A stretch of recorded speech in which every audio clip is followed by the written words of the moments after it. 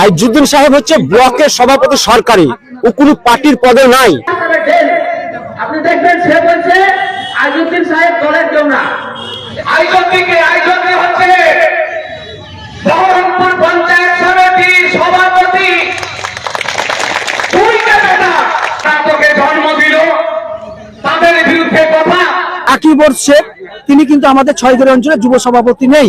এখানে দুর্নীতিগ্রস্ত এবং মানুষের পাশ থেকে বিভিন্ন ভাবে রাহাদানি ভাটা থেকে ইট ভাটা থেকে পয়সা তুলছে, আমাদের কাছে খবর আছে। তাই আমি যুব সভাপতিকে 6 অঞ্চল থেকে বহিষ্কার করলাম। এবং সেটা হচ্ছে রাজু সিংহ রায়।